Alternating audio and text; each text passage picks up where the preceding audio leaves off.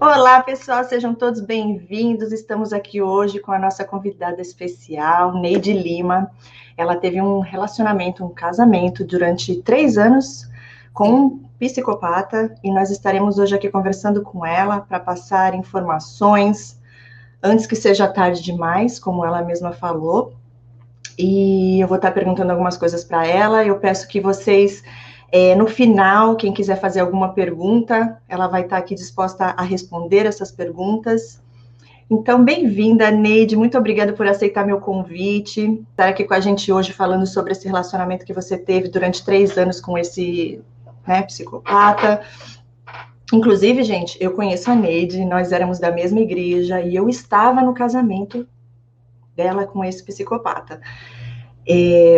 Depois de um tempo, acabei sabendo, o que tinha acontecido quando ela já não estava mais com ele. Então, num evento que nós estávamos juntas, ela deu o testemunho muito forte, muito, muito impactante, muito lindo, que teve um final feliz, graças a Deus.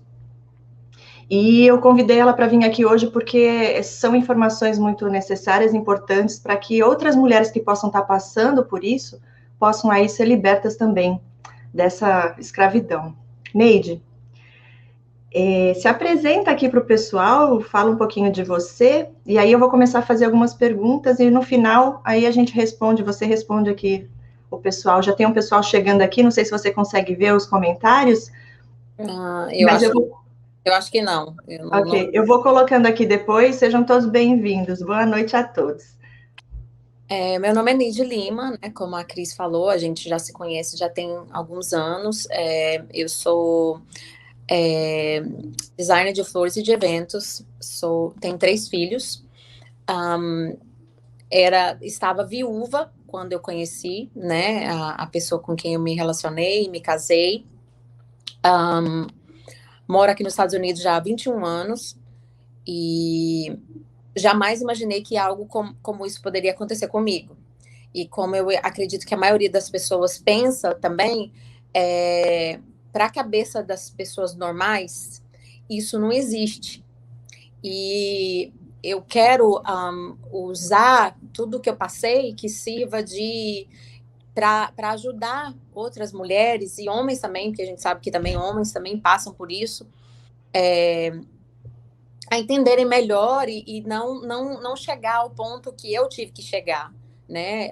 Assim, aos extremos que eu tive que chegar e as coisas que eu tive que passar até chegar nesse ponto de realmente me libertar e sair desse relacionamento. Mas é só para a gente esclarecer as pessoas, né? A Bíblia diz que conheceis a verdade vos libertará. E muitas vezes a gente sofre por não conhecer, né? Não saber que as coisas assim existem, pessoas assim existem, que é muito mais comum do que a gente imagina.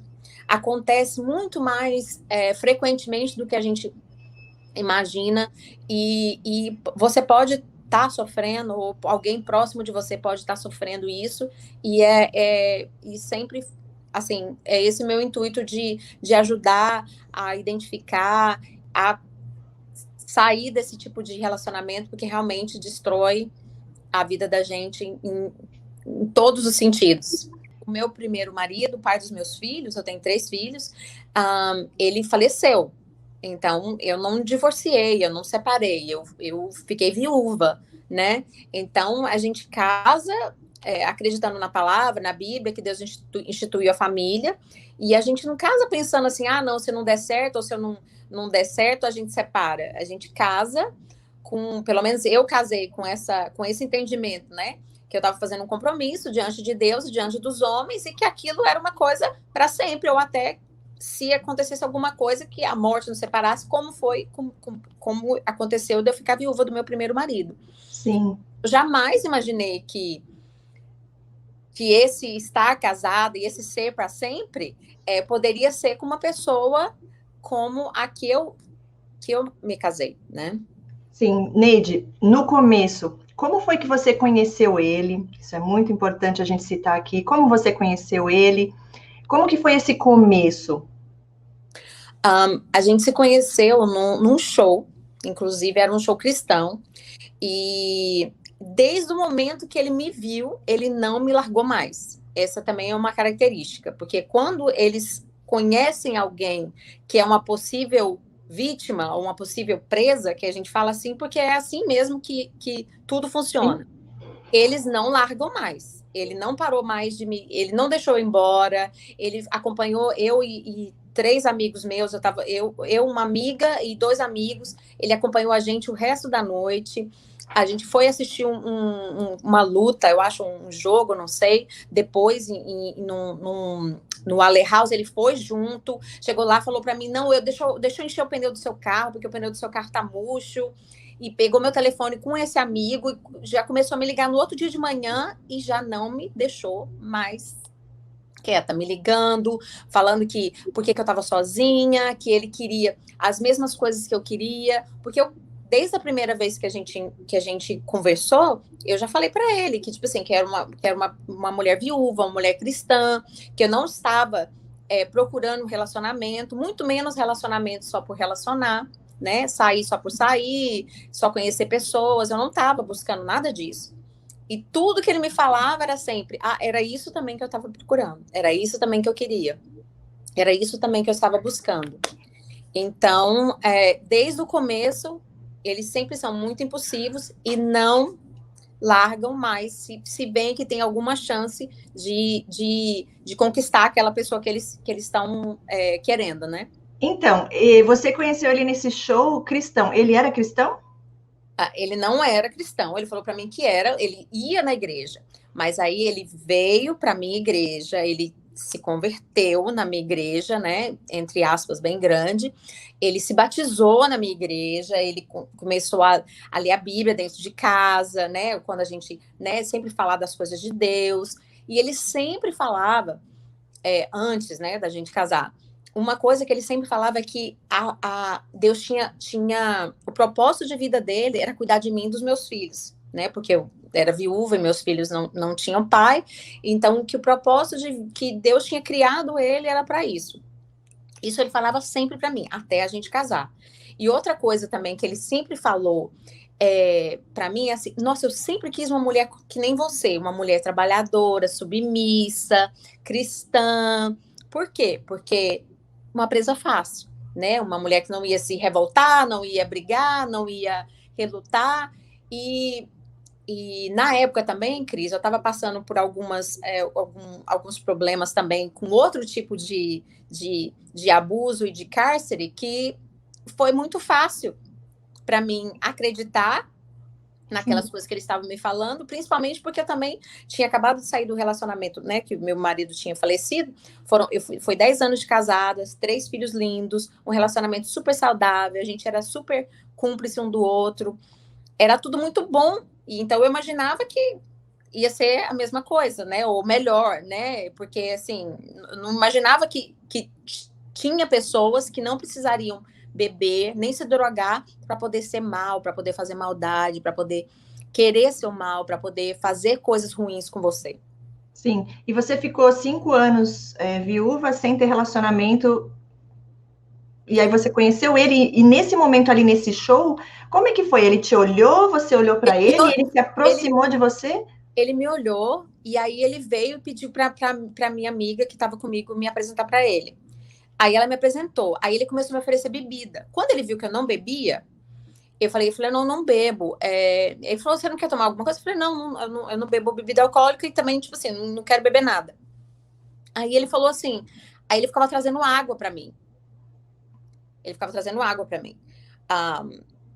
E aí toda hora ele trazia água para mim. Já 3 coisas que você falou, ele demonstrou claramente esse cuidado, essa proteção, que ele estaria cuidando de você, trazendo água ali, te servindo.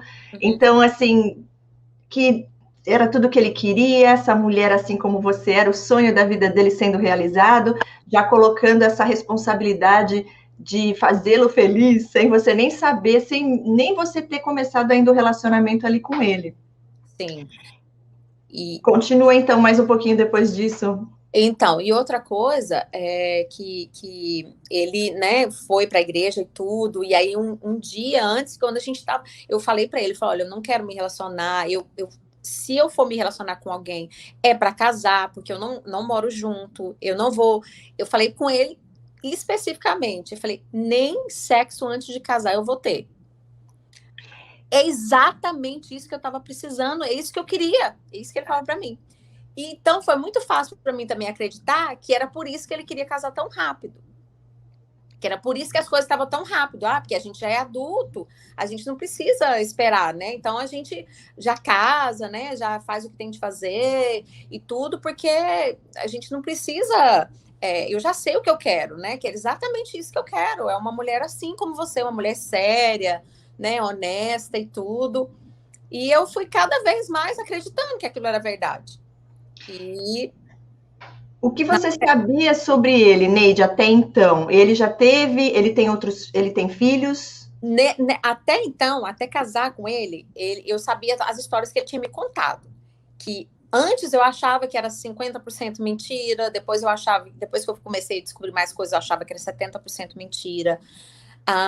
Até eu chegar ao ponto de saber que 100% de tudo que ele falou para mim antes da gente casar sobre a vida dele era mentira. Tudo que ele falou para mim era mentira. Como ele estava aqui nos Estados Unidos, o status dele, o trabalho dele, a família dele, os filhos dele, tudo era mentira. Tudo era mentira. Ele chegou até me mostrar, porque na época que a gente estava namorando, eu descobri que ele tinha sido preso. Ele tinha cometido um crime e ele tinha sido preso. Ele chegou a me mostrar uma pilha de papel desse tamanho, que nessa pilha de papel eu dei para uma amiga minha, que é advogada no Brasil. Ela estava aqui e ela olhou todos os papéis para mim. Ela falou, Neide, tá tudo resolvido. Foi só um mal entendido. E, na verdade, até esses papéis, era tudo mentira. Uau! Era tudo mentira. Então, ele tinha filhos ou não? Ele falou para mim que ele tinha uma filha. Ok. Aí, depois, ele falou para mim que ele tinha um filho também no país dele. Depois eu descobri que ele tinha mais 3 filhos que ele não tinha falado para mim. Então ele tinha 5 filhos. Ele tinha falado para mim que ele tinha se casado só, e eu era a segunda esposa dele, que a primeira era que ele tinha casado aqui nos Estados Unidos, né? Que é a mãe da filha dele. Eu descobri depois, né? Isso já foi perto de tudo ter acontecido, a violência ter acontecido e ele ter sido preso. Eu descobri que era o 4º casamento, fora várias outras mulheres que ele já tinha morado junto. Mas, assim, casamento, de casar no papel, eu era a 4ª. Uau! E ele queria ter filhos com você? Sim. E eu que nunca quis, mas ele tentou de tudo quanto é maneira me persuadir pra gente ter mais filho. Mas eu falava com ele, né? Eu nem sabia dos outros 3 que ele tinha, mas eu falava, olha, já são 3, com mais os seus 2, já são 5, já é muita criança, né? Então, tipo assim, e também, depois que a gente casou, que ele começou a se revelar, e eu comecei a descobrir as coisas, já não queria, porque, tipo assim, eu não sentia segurança, né? Em ter Graças a Deus, imagina. Graças a Deus mesmo, que eu não tive. Então, aí ele começou a ter uma pressa em casar. E quanto tempo durou o namoro para o casamento? Olha, a gente começou a namorar mesmo, a gente se conheceu em agosto, começou a namorar em setembro, né? E todo o tempo eu falava com ele, eu falava, olha, eu não tô de relacionamento, eu não quero brincadeira, eu não tô aqui só para namorar, não, mas é isso mesmo que eu quero, você tá, é assim que eu quero uma mulher, você é tudo que eu sonhei. E em setembro a gente começou a namorar, né? E em novembro ele já me pediu em casamento. A gente já ficou. Em março nós casamos. Tudo eu achando que era porque, ok, a gente realmente ele sabe o que ele quer, né? Então, aí foi tudo. A família dele eu não sabia muita coisa, porque também ninguém morava aqui, né? A família imediata, porque depois eu fiquei sabendo que tias dele moravam aqui em Miami, moram, inclusive, mas que ele não tinha contato com elas. Interessante. E aí a lua de mel, como é que foi? Como é que foi o primeiro indício, assim, a primeira coisa estranha que você fala? Porque até então estava tudo lindo e perfeito, né? No noivado, eu já percebi, não que eu percebi, mas assim, algumas coisas que ele fazia já me deixavam meio triste.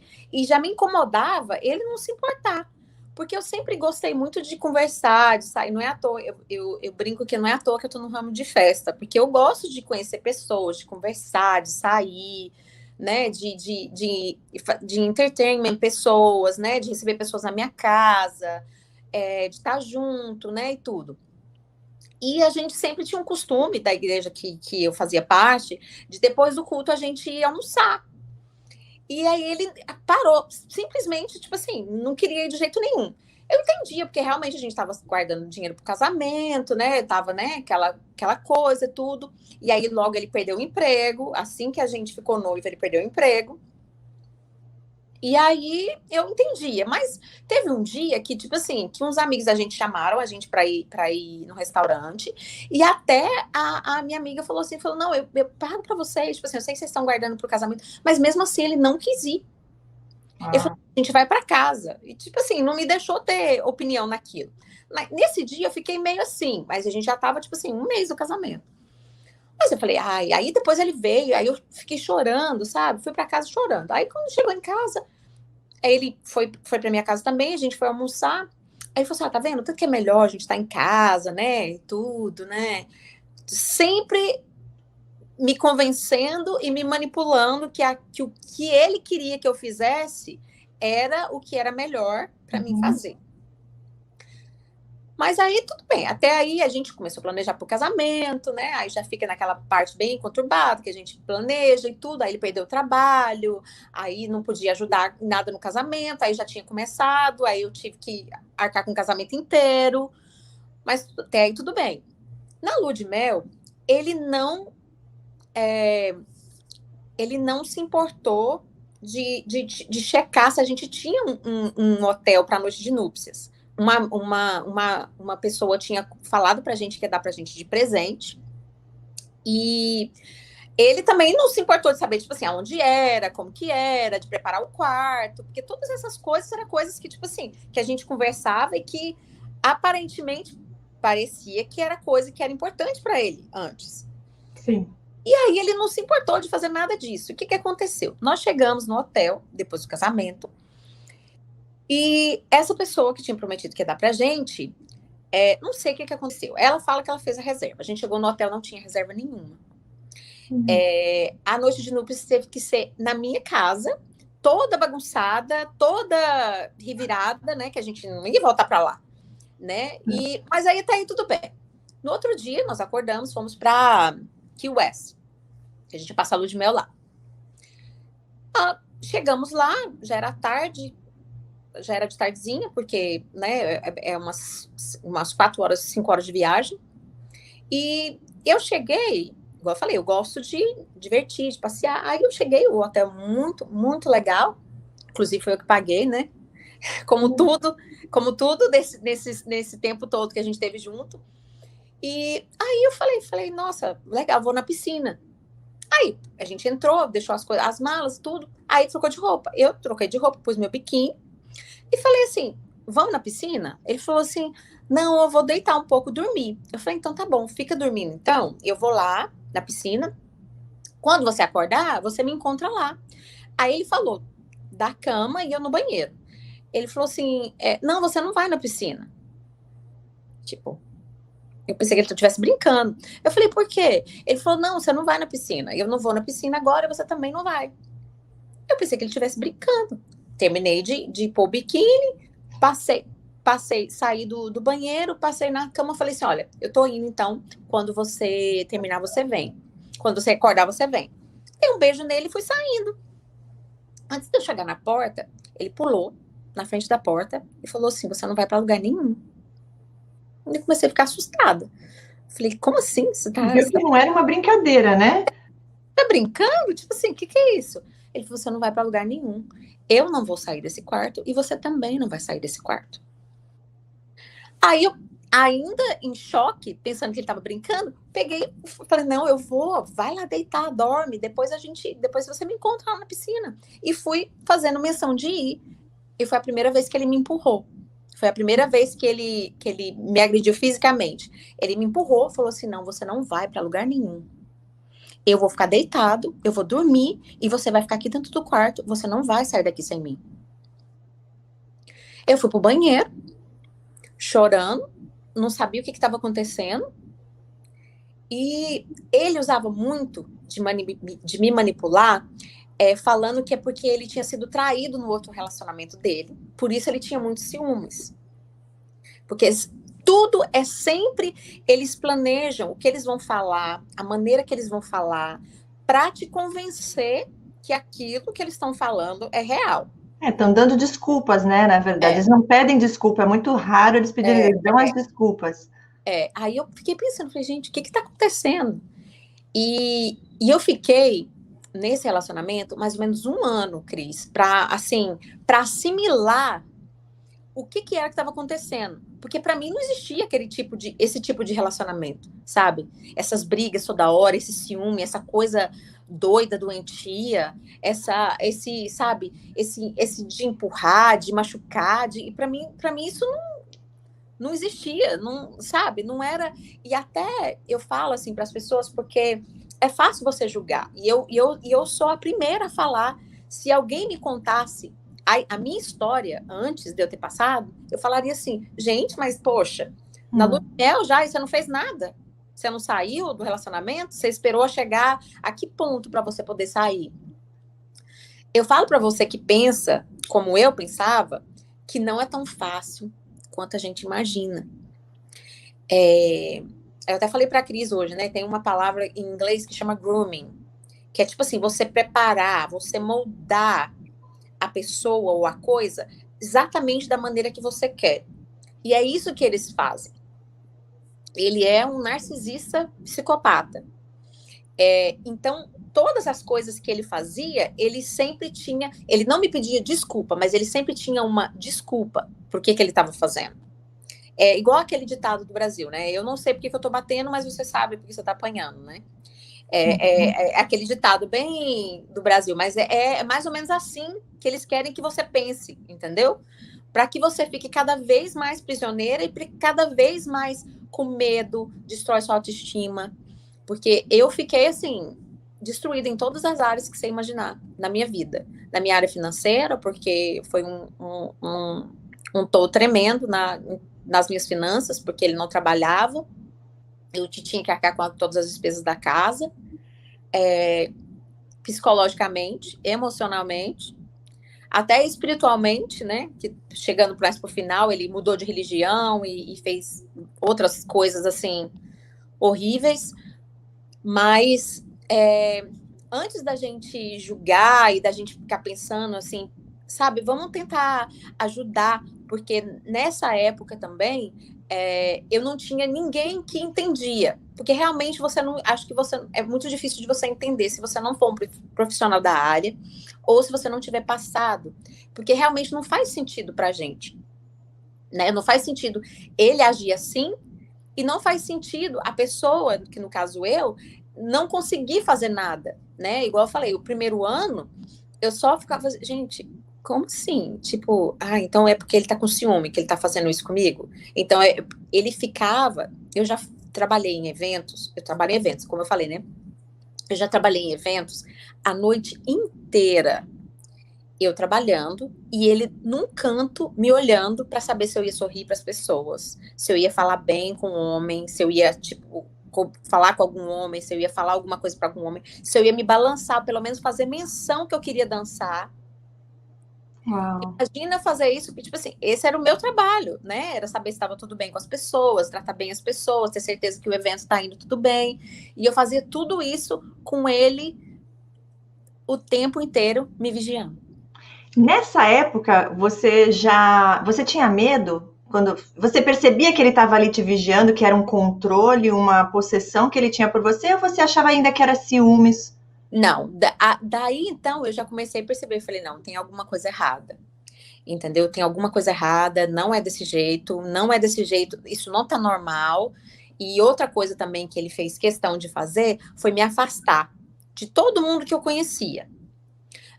Algumas pessoas, eu vou te ser bem sincera, não foi ruim ele ter me afastado delas, mas assim, eu fiquei muito sozinha, que é uma das coisas assim de praxe que eles fazem. De praxe. Por quê? Porque aí você não vai ter ninguém para conversar. Ninguém vai vai ver você machucada e vai te perguntar o que aconteceu. É. Ninguém vai ver você triste e falar assim, uai, Neide, o que foi? Você estava chorando? O que aconteceu com você? É o suporte, né? As pessoas que mais te amam ali, que podem te ajudar, eles tiram. Tira tudo. Faz questão. Ah, não, só a gente tá bom.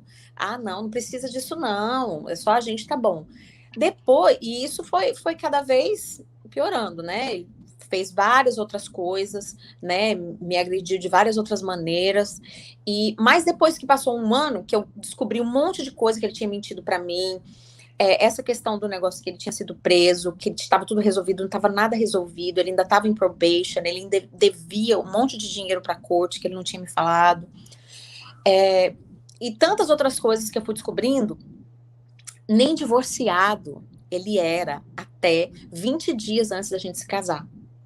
Ele era separado da mulher, mas ele não tinha pedido divórcio ainda, porque o green card dele era totalmente ligado a ela. Foi ela que deu o green card para ele. Que ele falou para mim que a história que ele tinha contado para mim é que os pais dele moraram aqui, que os pais dele eram americanos. Não, assim, uma história bem longa e bem mentirosa.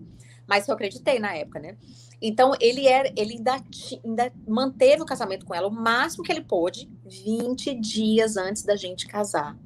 Foi o dia que ele realmente deu o divórcio. Se eu soubesse disso, nem namorado com ele eu tinha, porque assim, vai totalmente contra os meus princípios de namorar com uma pessoa que ainda era casada, assim, legalmente casada. Uhum. E é tanto que a mentira, é tanta mentira que no dia que quando você vai na corte casar, você tem que falar, né? Tipo assim, quando que foi o seu último casamento, quando que terminou e tudo, né? Quando que foi, por exemplo, se você é divorciado, quando que terminou o divórcio, quando que foi alegado o divórcio. Sim. Uhum. Se você é viúvo, quando que foi que aconteceu a morte do seu cônjuge. E eu era viúva desde 2012, né?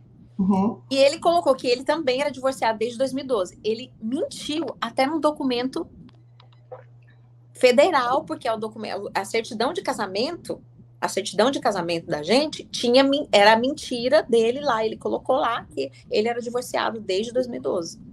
Como que você descobriu essas coisas, essas mentiras? Você achou os papéis depois? Essa do divórcio e a dos papéis também, que era mentira, que ele tinha me mostrado, que eu li o verdadeiro processo e estava falando lá que ele realmente roubou dinheiro da loja. Ele trabalhava numa Tommy Hilfiger e as pessoas compravam as coisas e ele falava para as pessoas pagavam metade no caixa e deixavam o restante enfiado em roupas. E ele pegava o dinheiro depois.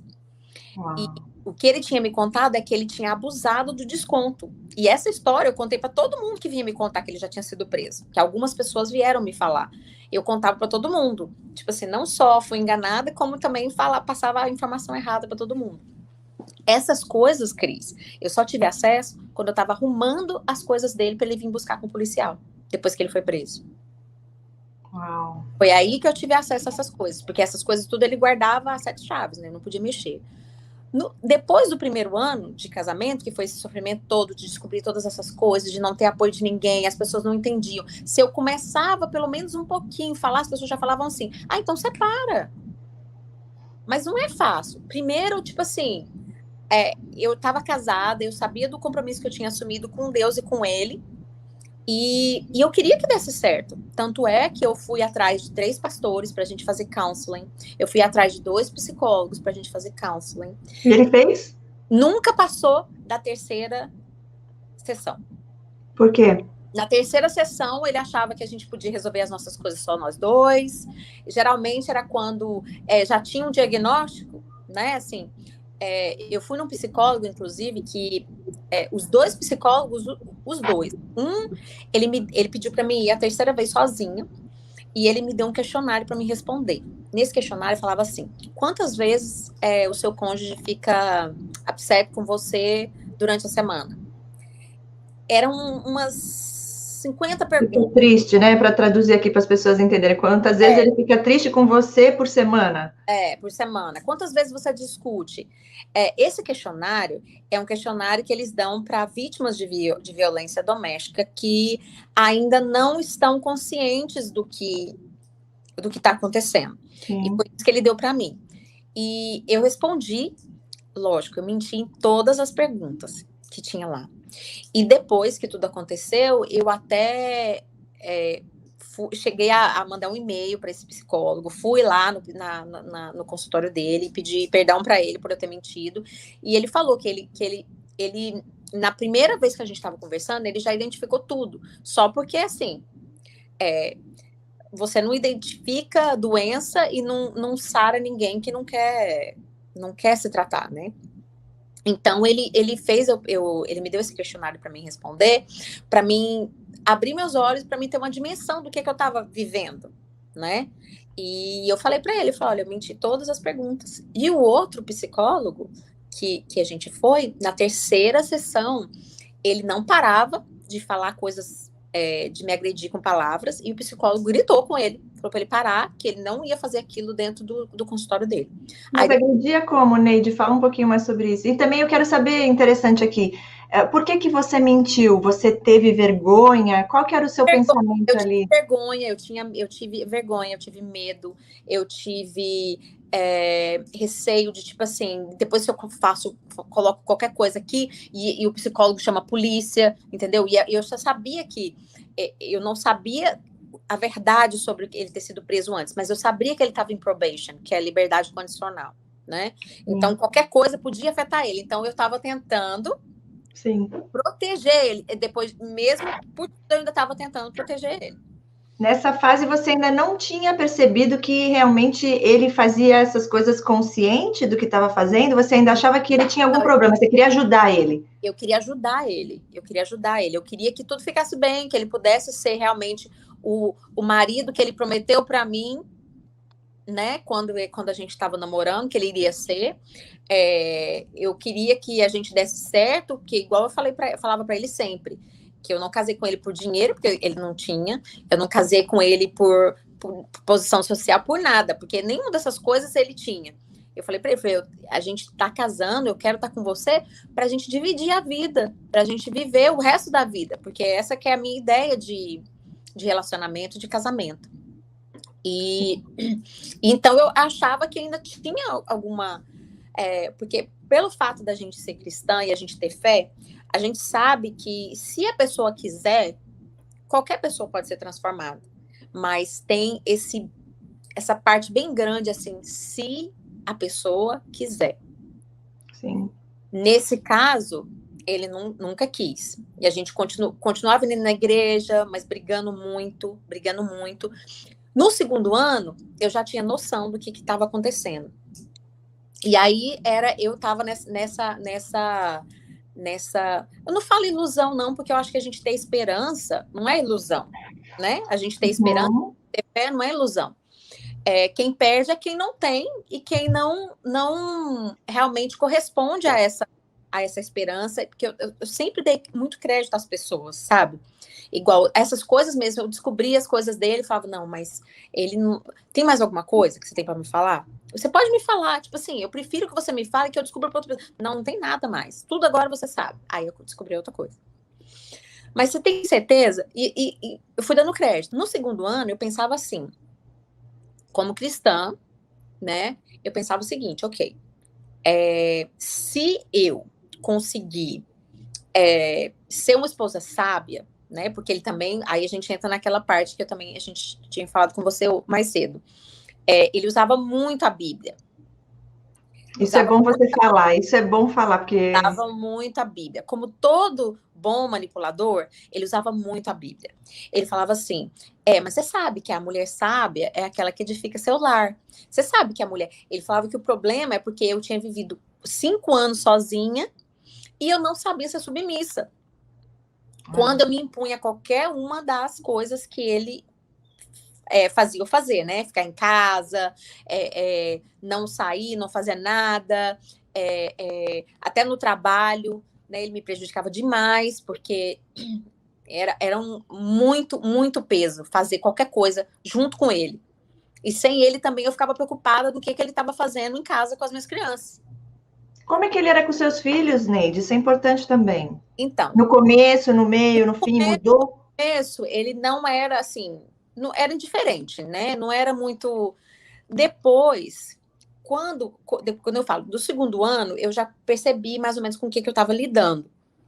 Então, eu comecei a buscar em Deus mesmo, porque na época não tinha ninguém que podia me ajudar. E outra, não tinha ninguém que sabia realmente o que eu estava passando. Isso é uma coisa muito importante da gente falar, Cris. E por que que a gente não fala? Porque a gente sabe que as pessoas vão julgar.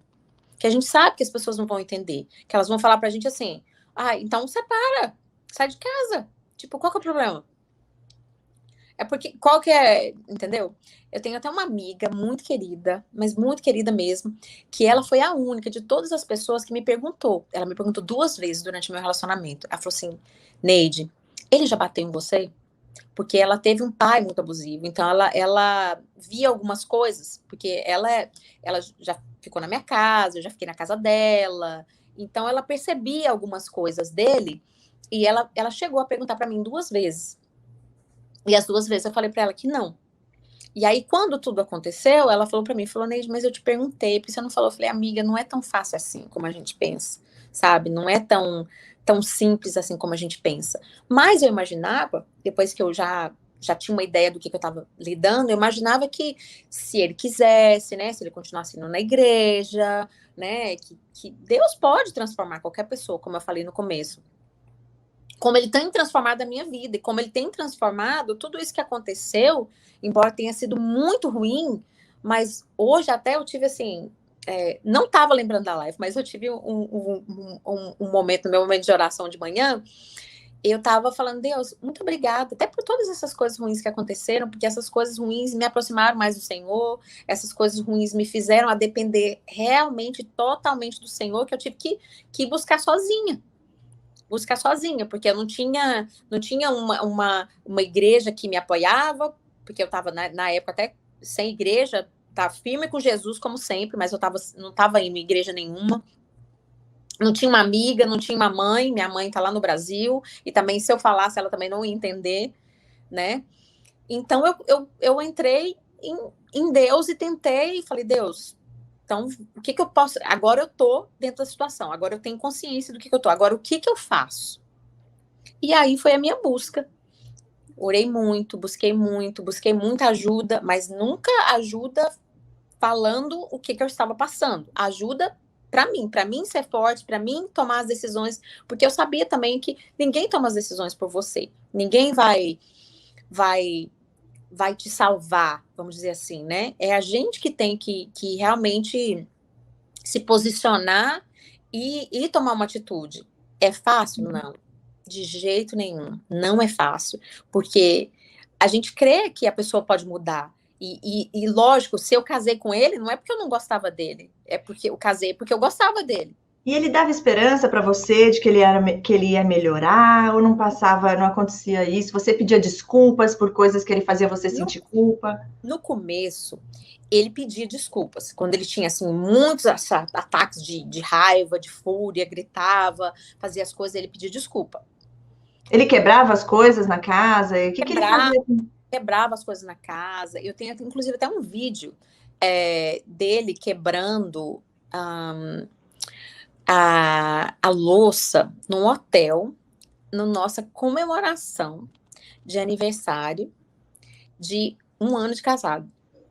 Eu fiz uma surpresa para ele, a gente foi para um hotel, para o mesmo hotel que teria para a gente ter ido na primeira noite. Eu mandei fazer um bolo parecido com o bolo do nosso casamento, fiz tudo de surpresa para ele.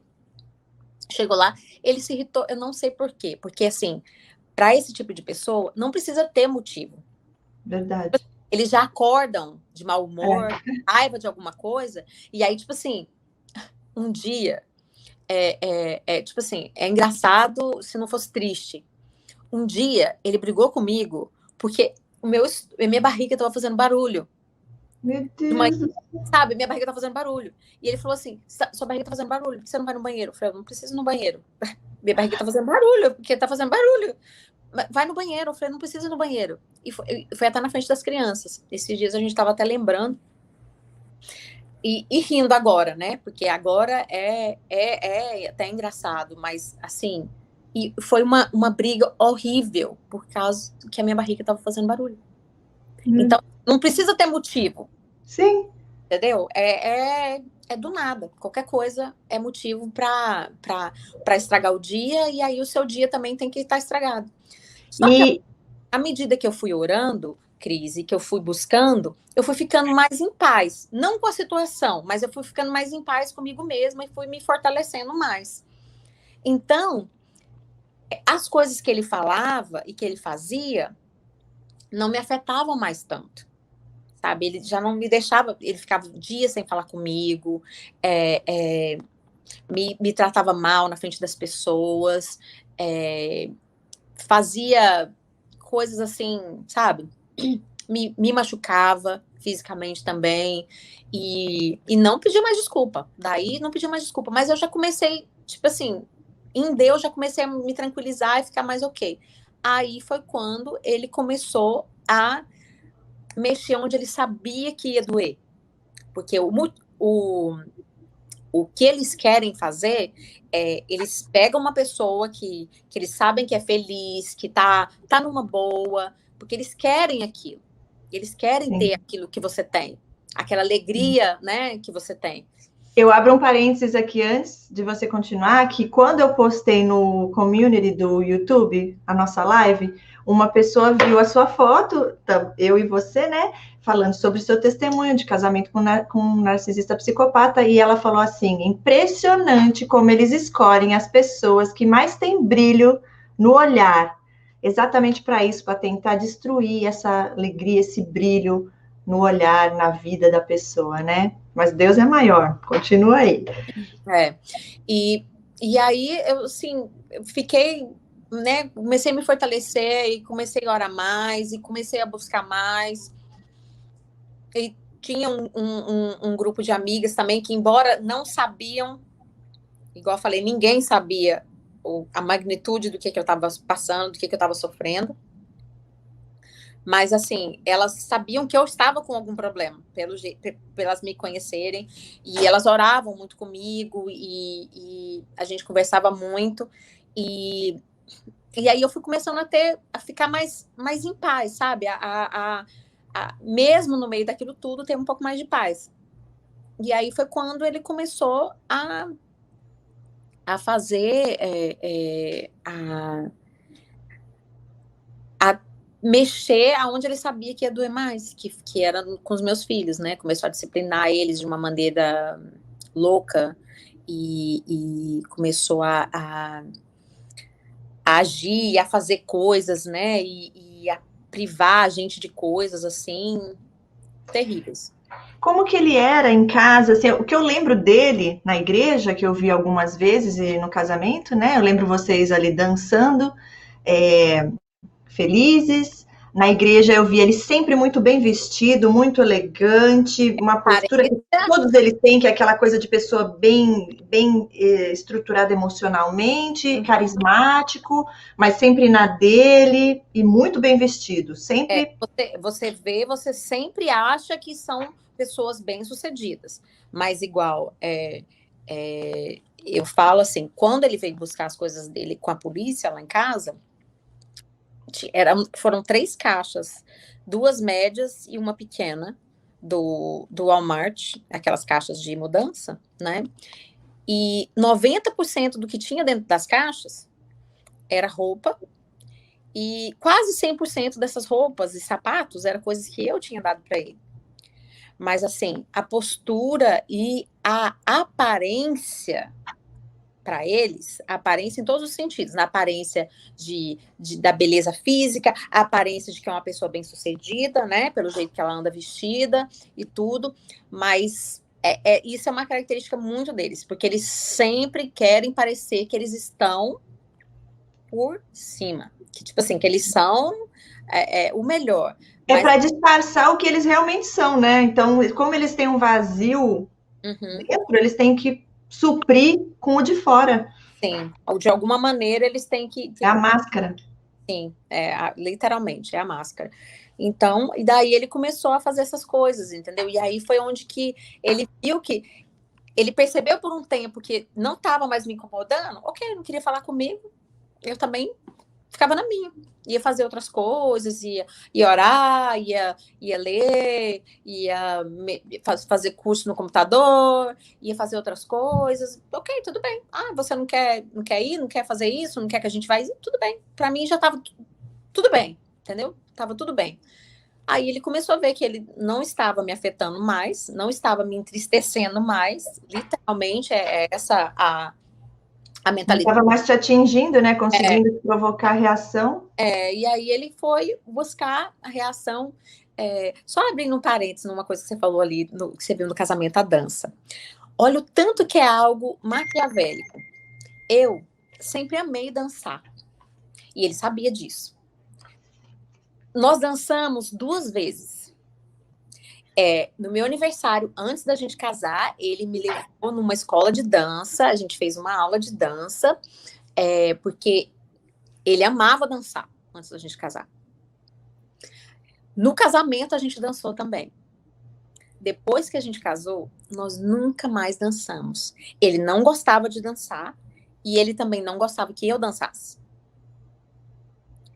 É tudo só para te conquistar. Nada é verdadeiro. Por isso que eu falei, nada do que ele falou para mim antes era verdadeiro. Eles montam um personagem, né? Que é aquela pessoa que você, na verdade, são seus sonhos ali na sua frente. Eles te oferecem aquilo que você mais vê, faz você pensar que é o sonho deles, né? Sim, sim. E na verdade não é o sonho deles, porque na verdade eles nem têm sonhos. Eu não sei, sinceramente. Eu tem horas que eu fico pensando assim, gente, como que realmente deve ser uma tristeza infinita. Tanto é que ele não sorria muito, ele não era, tipo assim, as crianças até brincavam que era muito difícil ver ele sorrindo. Tipo assim, dando uma gargalhada, sabe? Brincando por causa de coisa boba, que era algo que, tipo assim, que era uma das coisas que eu mais fazia com meu falecido marido, ser bobeira, sabe? Rir de bobeira, rir de si mesmo, divertir com coisas simples e aproveitar coisas simples também. Ele nunca foi assim, sempre foi fechado, de cara feia, sempre de mau humor. Você chegou a conhecer os pais dele, sabe um pouco da história dele, do passado, da infância? Não, o que eu sei, assim, da vida dele, que eu tenho alguns pedaços que eu sei que é verdade, porque um irmão dele, eu entrei em contato até com a família dele, para você ter uma ideia, pedindo ajuda. Uau!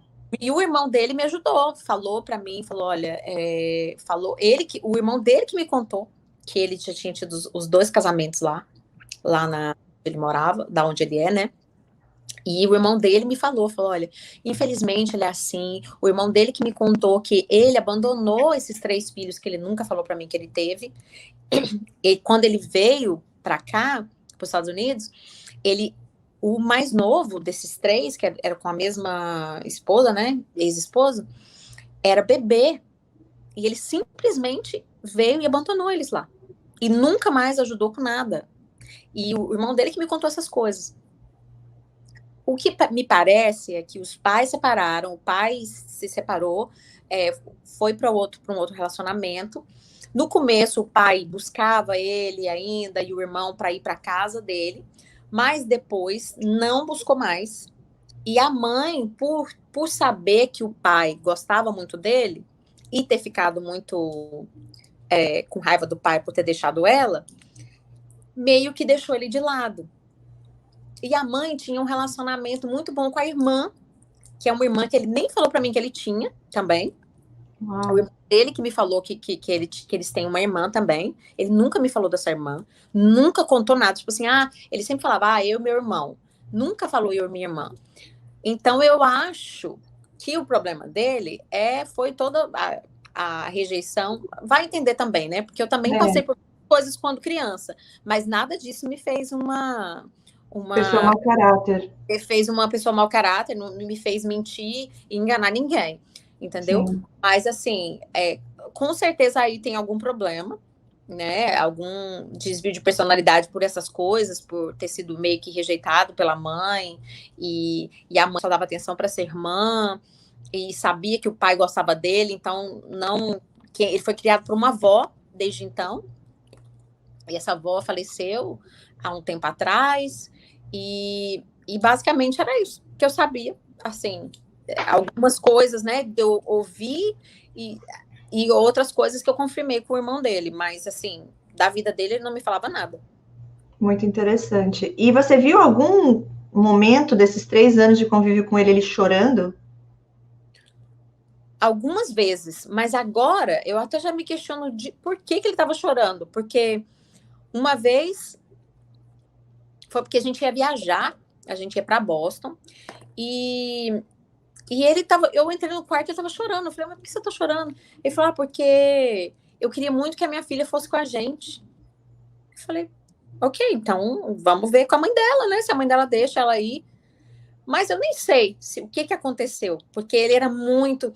Eu não tinha acesso nenhum ao telefone dele. Ele tinha acesso total ao meu, ele entrava no meu telefone, ele bloqueava quem ele queria, ele cancelava quem ele queria, ele tirava do meu Instagram, das minhas redes sociais que ele queria, mas eu não tinha acesso ao telefone dele. O telefone dele sempre estava no modo de não ter notificação, entendeu? E então eu nem sei por que foi.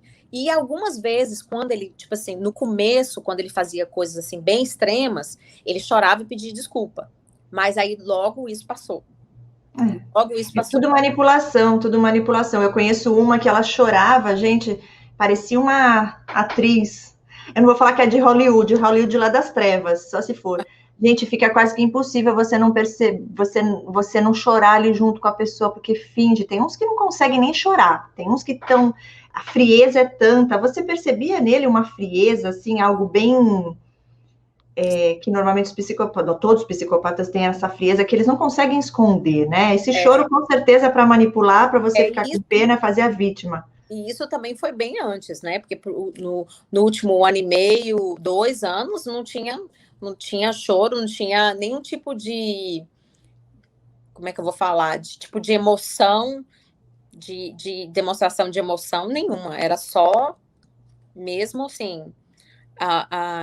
A maldade e aquele sentimento de que ele tinha que controlar tudo, tudo.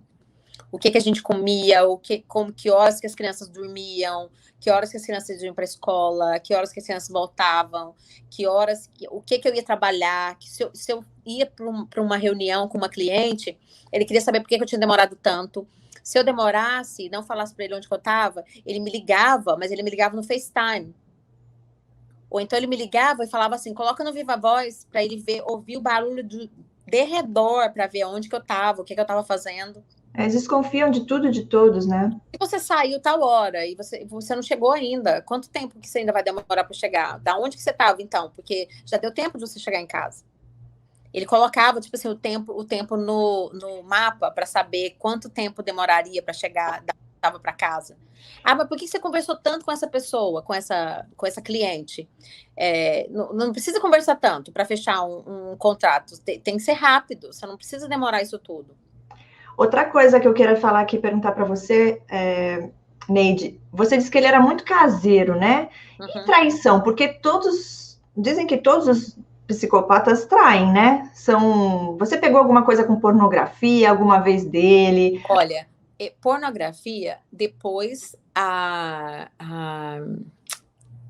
ex dele, depois que ele foi preso, ela me falou um monte de coisa dele, que, tipo assim, que ela não tinha me falado antes, e também depois ela sumiu, desapareceu. Eu acho que ela ainda deve estar ajudando ele, porque ele ainda tem um grande domínio sobre ela.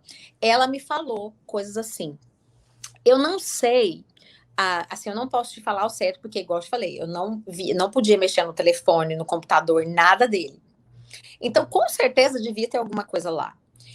Sobre ser caseiro e sobre traição, nada que eu tenha visto, assim, nada que tenha acontecido. Eu peguei algumas mensagens no celular, assim, bem, sabe, com carinha, com coisas assim que não é, para mim é traição, entendeu? Mas, Sim. assim, Mas, assim, traição mesmo, eu sinceramente não sei, sabe? Porque eu não... Mas essas coisas de telefone, para mim, isso já é, entendeu? Essas coisas de ficar mandando mensagem no telefone, essas coisas de, tipo assim, rede social, né? Tipo assim, de... Até mesmo com a ex dele, que você falou que ele tem um grande poder sobre ela, ele Mas podia estar ali falando coisas com ela que você também nem sabia, né? não, mas com ela, assim, não. Porque na minha frente, ele só tratava ela mal. E eu sei que ele só tratava ela mal, assim, sempre. E mal eu sabia que ela foi, assim... Foi a pessoa que ficou com ele quando ele foi preso, a pessoa que tirou ele da cadeia e a pessoa que tirou ele da cadeia de imigração e depois na corte aberta. Isso eu tenho mensagem que ela me mandou. Ele xingava ela, falava que ela era doida, falava que, nossa, tanta coisa dela. E depois ela contou para mim, deixou, né, escapar que depois disso tudo ele já estava morando com outra mulher. Ela foi lá perto de New Orleans, Louisiana, que é a prisão de imigração que ele estava, tirou ele e veio aqui. E na frente do juiz de imigração, ela mentiu, falando que ela era casada com ele, que ele era a única pessoa que podia ajudar ela num problema no olho que ela tinha. Então foi assim que ele conseguiu não ter sido deportado. Isso tudo também eu achei nos processos dele depois, né? Não só achei nos processos, como também ela me falou. Então, mesmo ele já estando morando com outra mulher, ela ainda foi na corte e falou que ele era a única pessoa que ajudava ela com o problema no olho que ela tinha. E que ele tinha que ficar aqui porque eles precisavam criar a filha juntos. Tamanha manipulação e controle que ele tem sobre a mente dela, né? O abuso emocional é impressionante. Neide, você fala que ele foi preso. Eu sei que no final você vai chegar aí no final de tudo aí do relacionamento que você chamou a polícia e ele foi preso. Mas antes disso ele foi preso?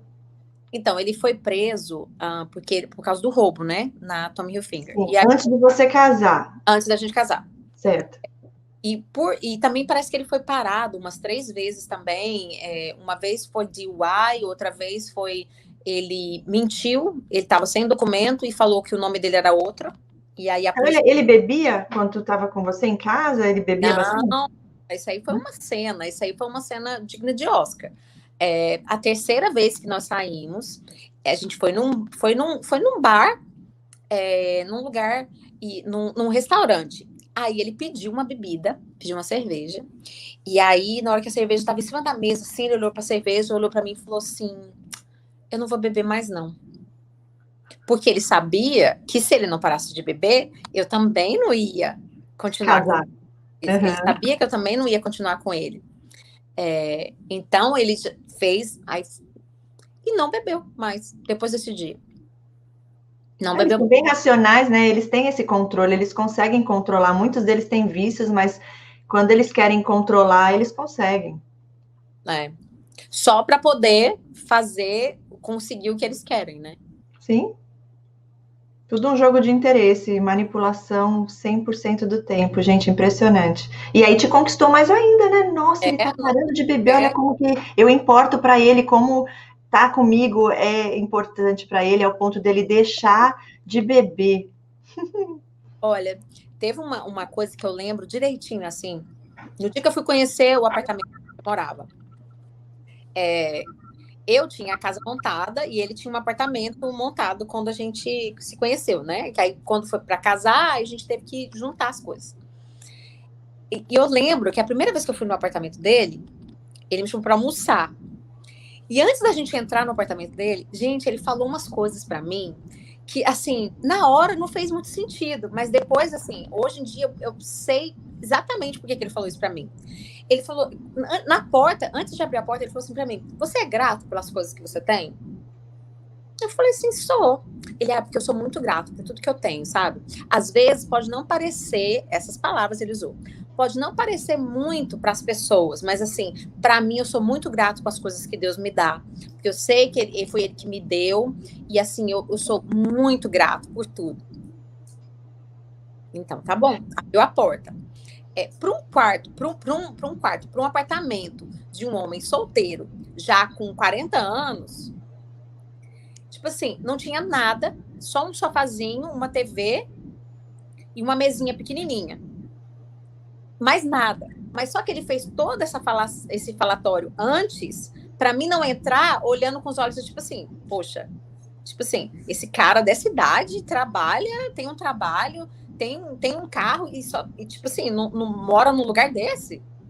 Então, falou tudo, tipo assim, já vou preparar ela para quando ela entrar na minha casa. Ele já tinha entrado na minha casa. Ele já sabia onde eu morava e como que era a minha casa. Mas então ele falou todas essas coisas só para me grooming, né? Para mim poder olhar com outros olhos quando eu chegasse lá. Sim, sim. Uau. Impressionante.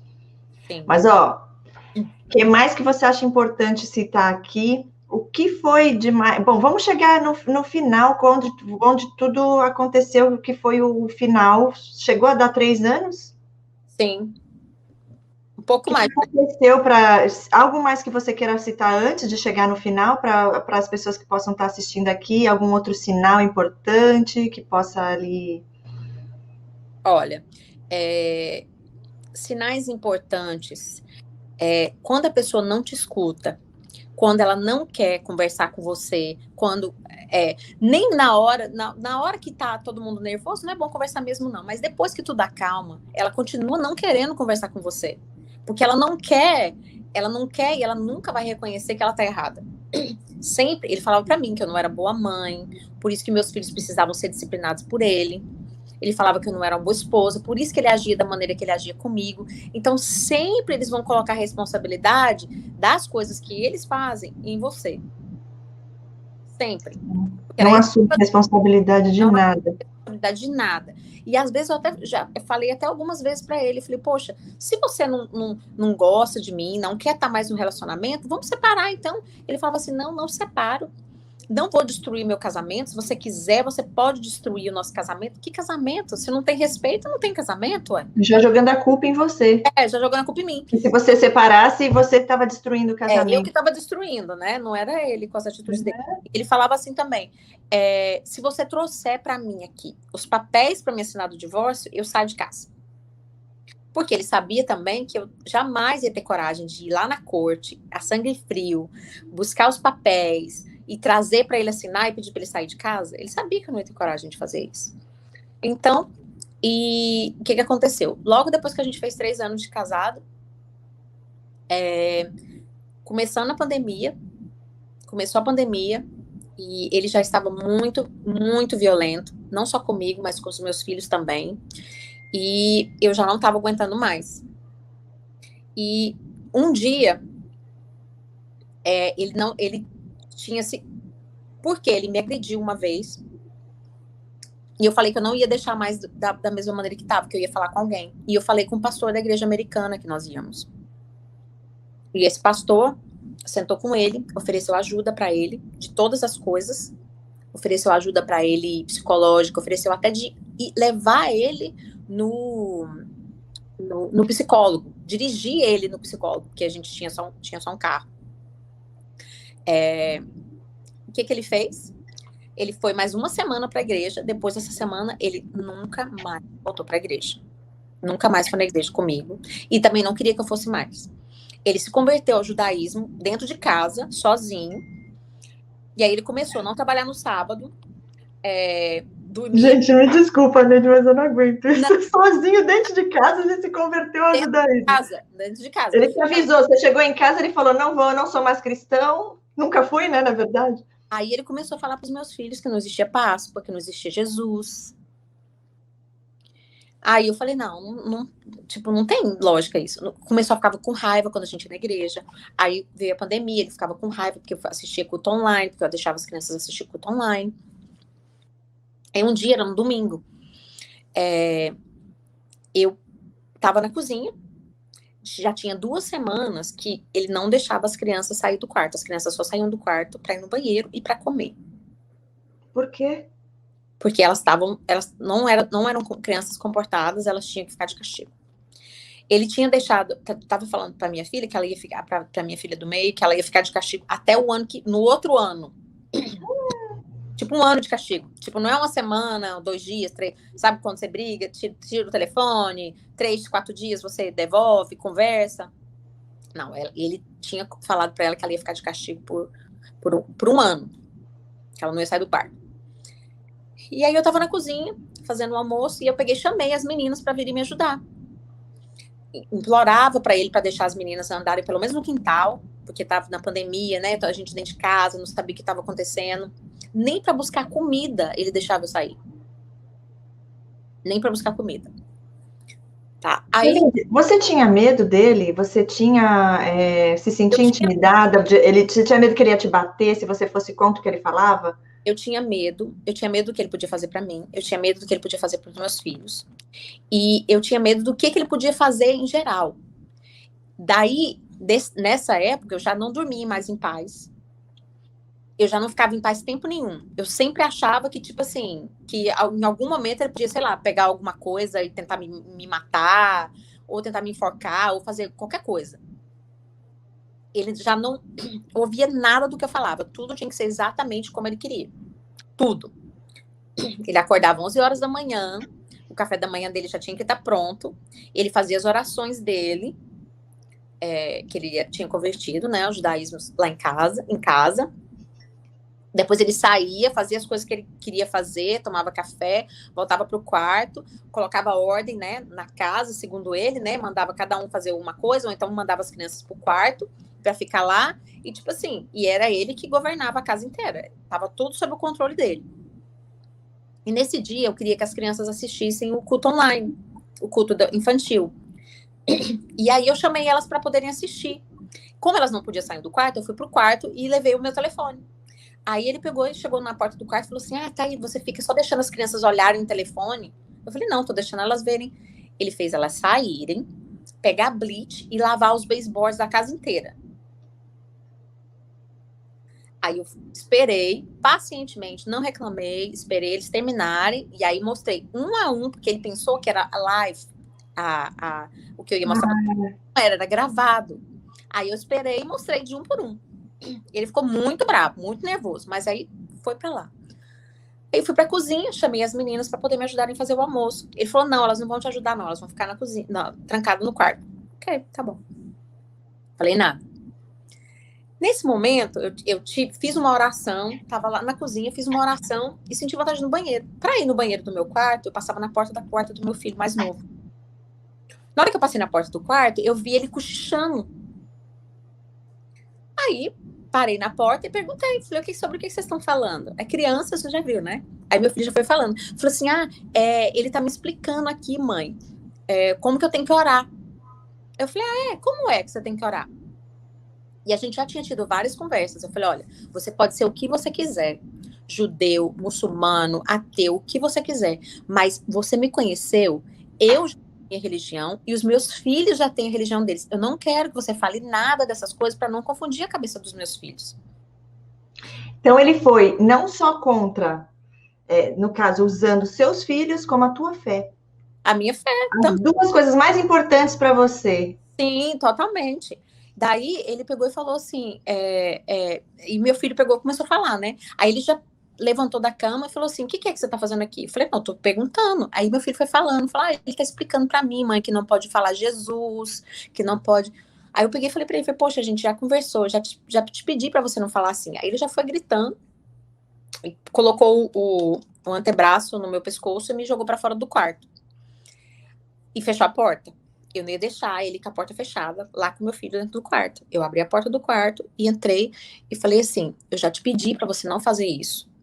Aí meu filho ficou, né, aterrorizado, e ele começou a gritar e começou a briga do mesmo jeito. Antes disso, ele já tinha me machucado de várias outras maneiras. E a única vez que eu mostrei para alguém foi uma vez que ele quase quebrou meu braço, que uma vizinha minha foi lá em casa e queria me levar para o hospital, mas eu acabei não indo. E quando ele me enforcou, que eu mostrei pro pastor, que o pastor primeiro queria chamar a polícia, depois eu falei que não, que eu queria que ele ajudasse ele, que ele tentasse ajudar ele. E ele tentou e ele não quis, e depois se converteu a uma outra religião. que até hoje eu não sei qual é, porque nenhuma religião cristã ou qual que seja apoia esse tipo de coisa. E aí, resumindo a história, ele me empurrou, me derrubou no chão, e as minhas filhas e o meu filho viram, todos eles viram. As outras vezes, eu acho até que eles escutaram muito, os gritos com certeza, mas assim, às vezes machucado, eu tenho certeza também que eles escutaram, mas eles nunca tinham visto ele fazendo. E aí a minha filha falou, não faz isso com a minha mãe. Ela não falou, ela gritou. Ela falou, não faz isso com a minha mãe. E ele já tinha vários episódios que ele já tinha tentado bater na minha filha mais velha. E eu sempre entrando no meio, sempre não deixando ele fazer. E na hora que ela gritou, eu tava no chão, ele tinha me derrubado, né? Mas ele se armou para ir para cima dela. E foi, antes disso, eu tinha ligado 3 vezes para a polícia. Em outras 3 vezes que ele tinha me machucado, mas eu não tinha tido coragem de falar nada. E uma vez até a polícia me ligou de volta, e eu falei que eu tinha ligado por engano. E nesse momento que eu vi ele armando para ir para cima da minha filha, eu gritei para ela, pega o telefone e liga para a polícia. Ela pegou o telefone e não conseguiu ligar, mas aí depois eu consegui levantar e eu mesma liguei. A polícia veio. Antes disso, só um parênteses bem importante. Nessa hora que eu estava na cozinha, eu fiz uma oração. Eu falei, Deus, se o que eu estou passando for algo que o Senhor tenha para mim aprender, para mim e para os meus filhos, se for algo que o Senhor está permitindo, eu não estou aguentando mais viver desse jeito. Mas eu fico aqui, firme. Agora, se não for algo que o Senhor está permitindo, eu não aguento mais. Me tira dessa situação. Eu fiz essa oração mais ou menos 1h30 da tarde. 4 horas, e isso já tinha acontecido, ele já tinha me empurrado, a polícia já tinha chegado lá em casa, a polícia já tinha levado ele preso. 4 horas da tarde, já estava eu e meus filhos sentados na mesa de casa. E ele já tinha sido levado pela polícia. Então, assim, demorou, mas eu tive... Deus me deu força para ter realmente coragem de fazer. Depois disso, ele me ligou várias vezes, ele infringiu várias vezes a lei de não me contactar, porque ele queria que eu retirasse a queixa. Era a forma mais simples e mais limpa dele sair da história sem problema nenhum. Ele me mandou mensagens passo a passo do que eu tinha que fazer para poder retirar a queixa. Mas eu nunca retirei e nunca atendi, nem respondi nenhuma mensagem, nenhum e-mail, nada do que ele me mandou. Graças a Deus. E quando a polícia chegou e quando você falou chama a polícia, qual foi a reação dele? Ele não estava nem aí, porque ele achava que eu não tinha coragem de chamar a polícia para ele. Ele achava que eu não ia conseguir. Espera só um minutinho. Tá. Meu telefone tá acabando a bateria.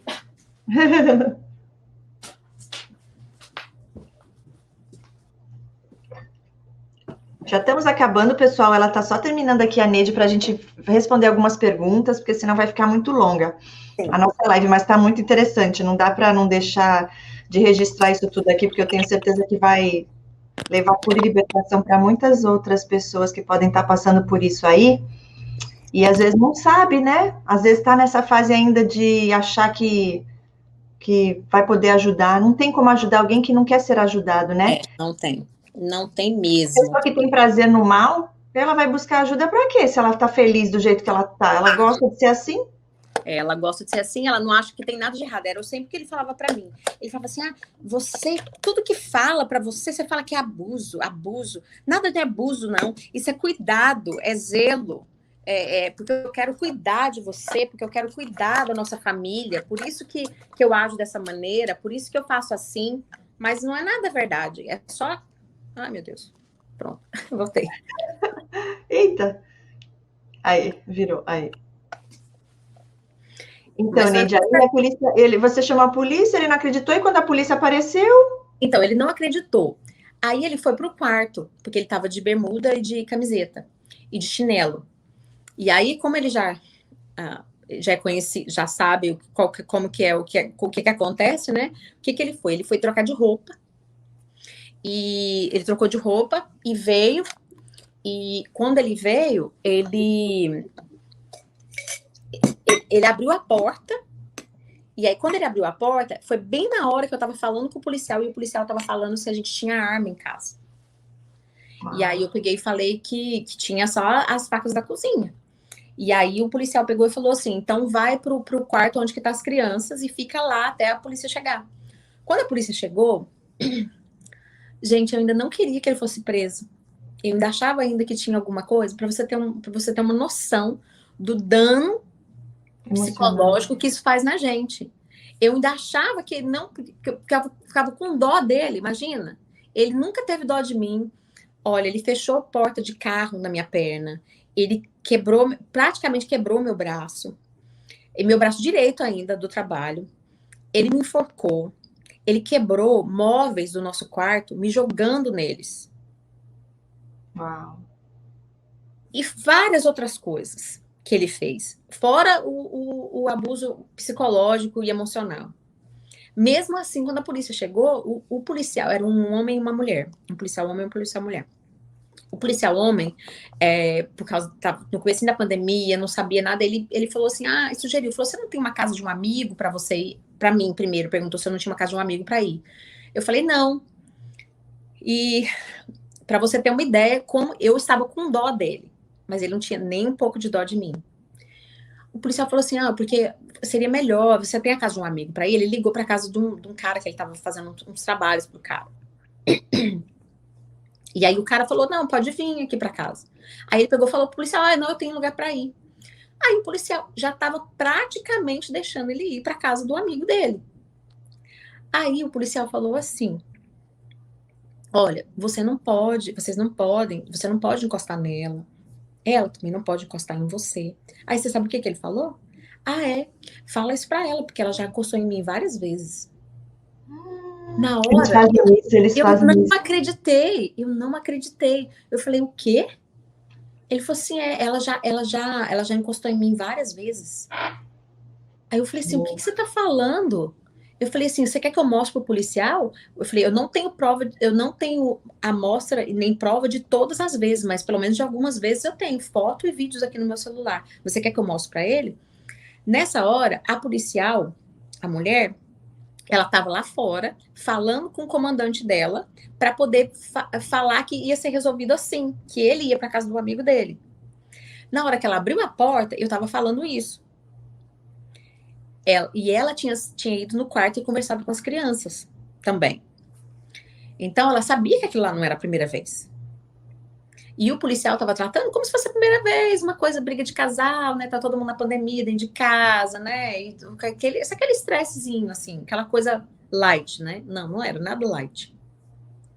Aí ela, ouvindo isso, ela voltou, foi lá fora. E quando ela veio, ela já veio dando ordem de prisão para ele. Ela já veio dando ordem de prisão para ele. E você aí, ficou com dó? Não.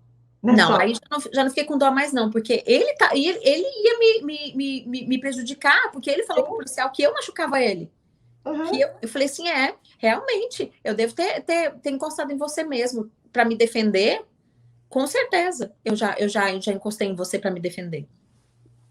Daí, ele foi preso. Depois que ele foi preso, a policial ficou em casa, né, pegando as minhas informações e tudo.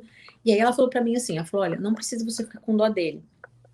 Eu sei que não é a primeira vez. Ela falou. Eu sei que não é a primeira vez que isso acontece. E você não precisa ficar com dó dele, porque você tem que pensar nos seus filhos. E aí deu mais uma certeza de que eu tinha realmente feito a coisa certa.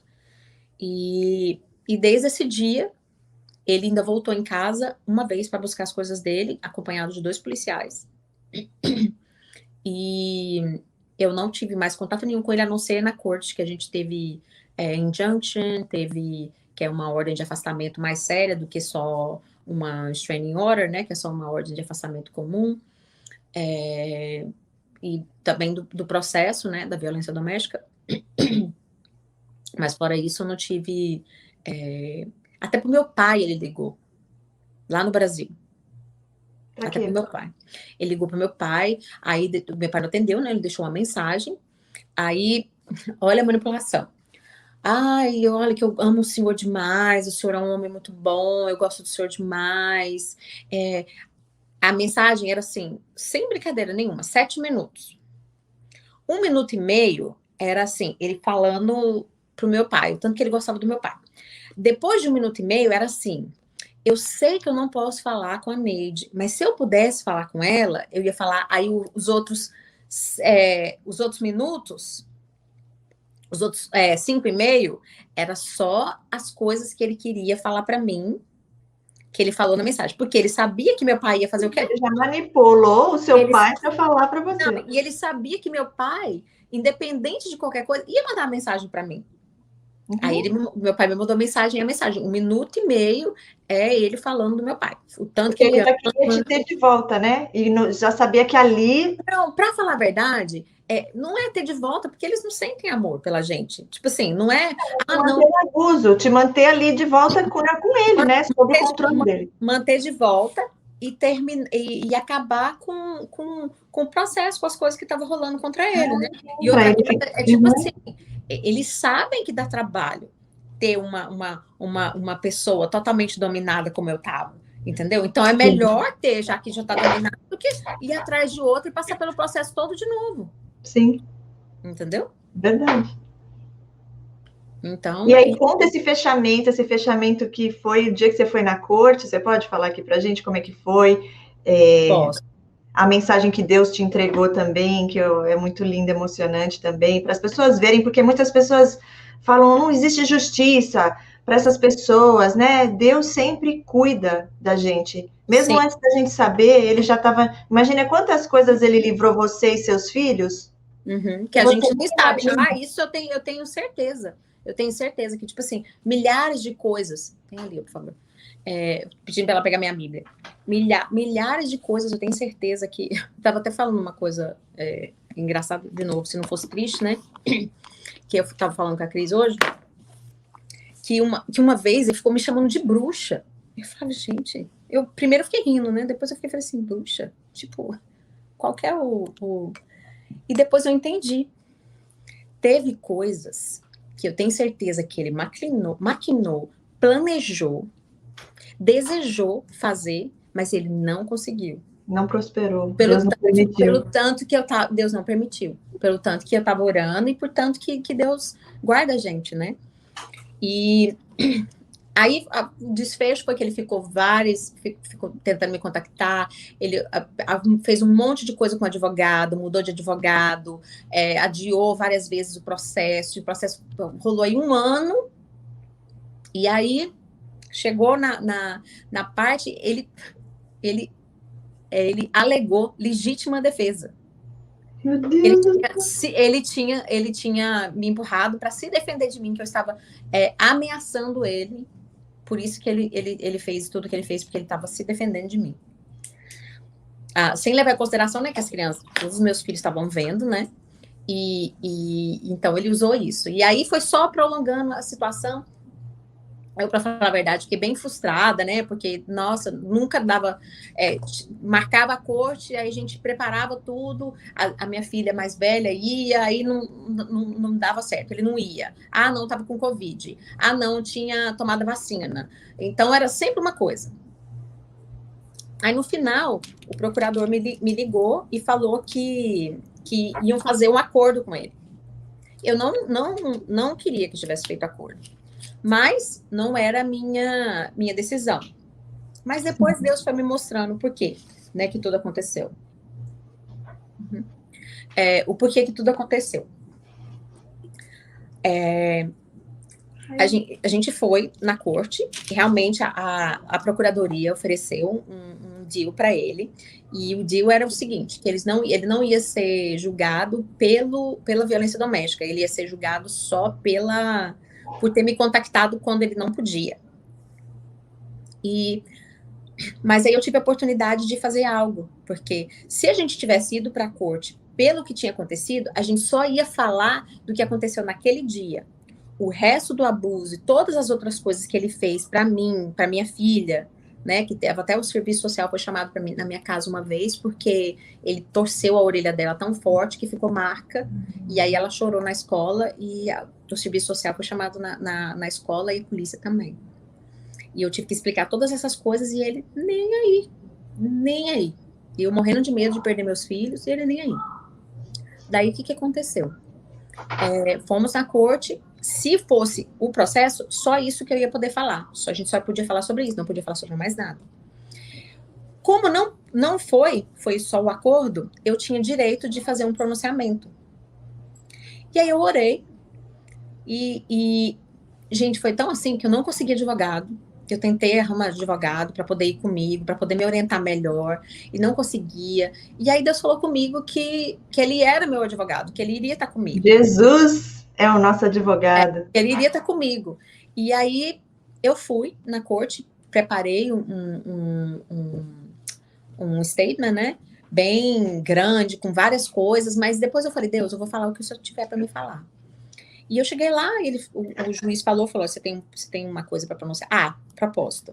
Quando eu cheguei lá, como que ele estava? Muito bem vestido, com me perdoem os judeus, ele estava com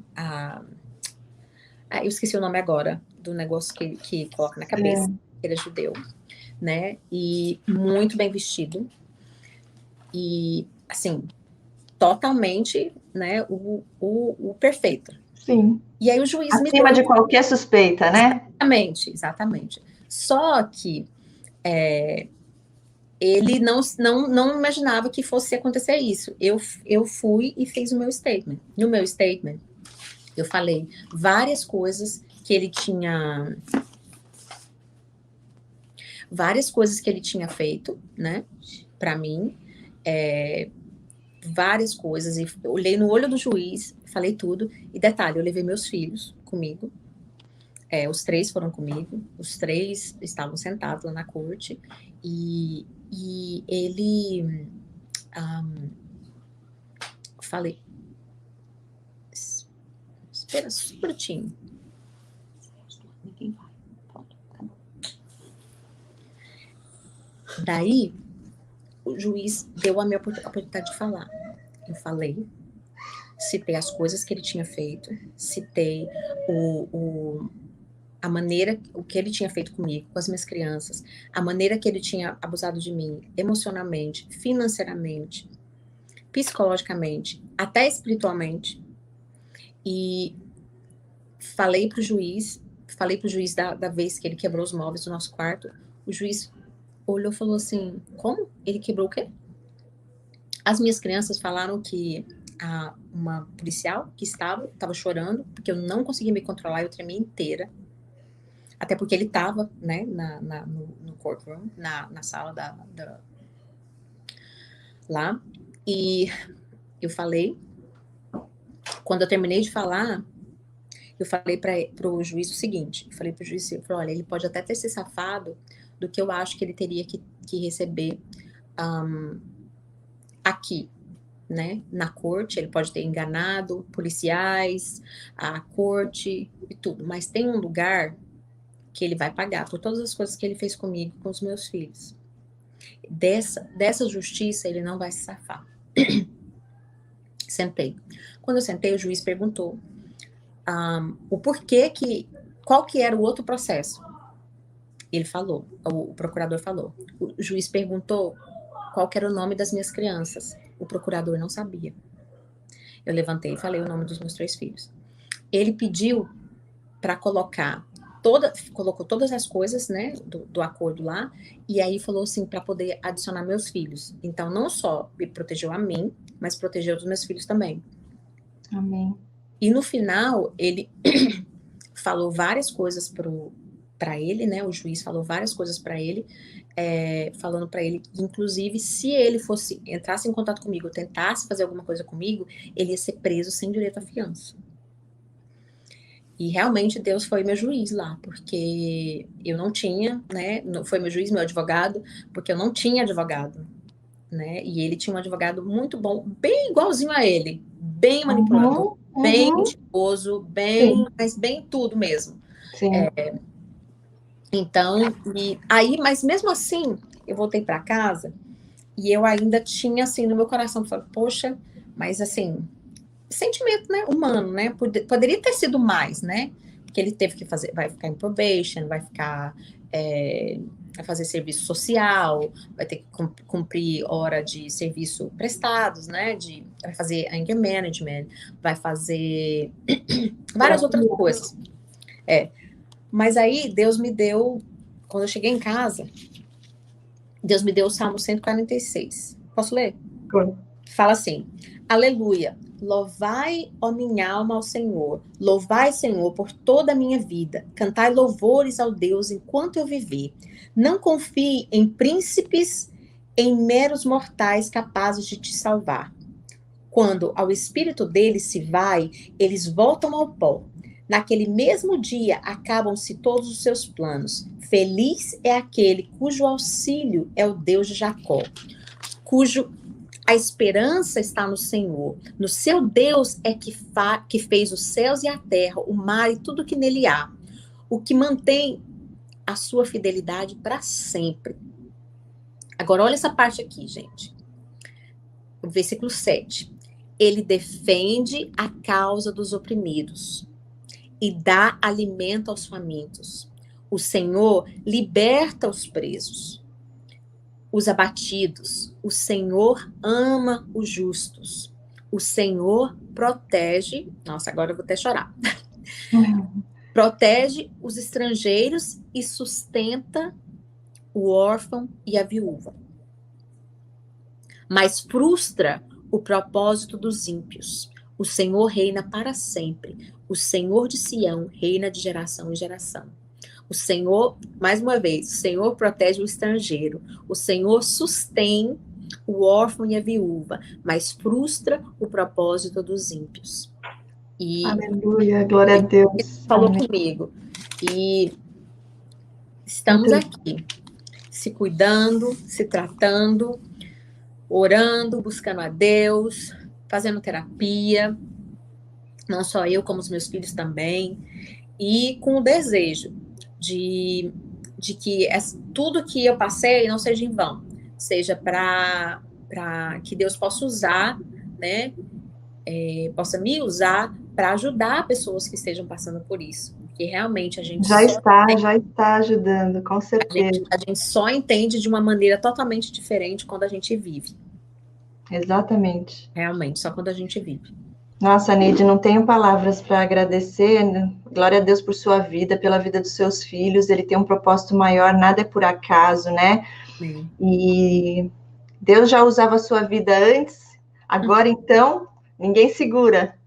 Muito lindo o seu testemunho, né? Embora tenha sido muito difícil, como eu acabei de falar, Deus tem um propósito maior para tudo isso e é sempre para o nosso melhor, porque tudo sempre coopera para o bem daqueles que amam a Deus. Amém. E eu quero te agradecer de todo o coração por você estar aqui.